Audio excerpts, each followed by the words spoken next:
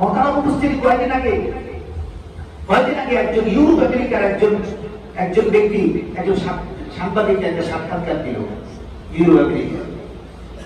সেখান থেকে তিনি বলছেন যে আমি এখানে আসছিলাম কারিগরি টাকা কামানোর জন্য, কিন্তু এখানে এসে দেখি আমি জাহান্নামের অতল গহ্বরে বসবাস করছি। সাংবাদিক আমাকে জিজ্ঞাসা করলো, কি এমন আপনার মনের দুঃখ, কেন আপনি কথা বলছেন যে এখানে এসে আপনি জাহান্নামের টুকরে আছেন, এটা তো একটা স্বর্গ। উনি বলছেন যে শুনুন, আমাদের এখানে সন্তানদেরকে শাসন করতে গিয়ে প্রহার করা নিষেধ। সন্তানকে প্রহার করতে পারবেন না, সাথে সাথে পুলিশে খবর দিল আমার ছেলেটা এমন বেয়াদব হয়ে গেছে, আমার ছেলেটা এমন তার গার্লফ্রেন্ডকে নিয়ে এমন সে অপমানিত করছে, আমি আর সহ্য করতে না পেরে তাকে আমি ধমক দিলাম, প্রহার করলাম। সঙ্গে সঙ্গে আমার ছেলেটা থানায় ফোন দিল, পুলিশ চলে আসলো। পুলিশ এসে আমাকে দুটি জরিমানা করলো।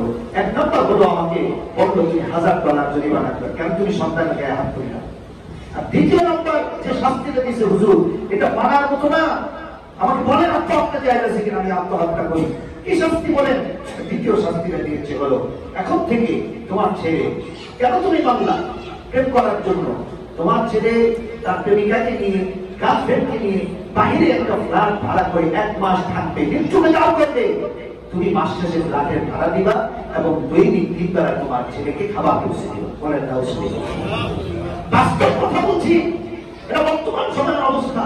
পিতার চোখে তাকিয়ে দেখছে আমার ছেলে হারাম কাজ করছে, পিতা চোখ দিয়ে তাকিয়ে দেখছে আমার ছেলে জিনা করছে, পিতা চোখ দিয়ে তাকিয়ে দেখছে আমার ছেলে লিপ্তবিকারে ব্যস্ত হচ্ছে, কিন্তু পিতার কিচ্ছু বলার নাই। কেননা ছোট্টবেলা থেকে ওইভাবে আদর্শ পরিবার হিসেবে গড়ে তোলার ফিকির আপনার ছিল না, সন্তানটাকে আদর্শ হিসেবে গড়ে তোলার ফিকির আপনার ছিল না। আপনি ভালোর ধারা ছেড়ে দিচ্ছেন, যাও বাবা ভালোবাসা দিবস, যাও সমস্যা নেই, যাও পয়লা বৈশাখ, যাও সমস্যা নেই, যাও 31 নাই, যাও নাচে আসো সমস্যা নেই। এখন বড় হয়ে গেছে, এখন আপনি কাঁদেন আর বলেন হুজুর আত্মহত্যা করবো।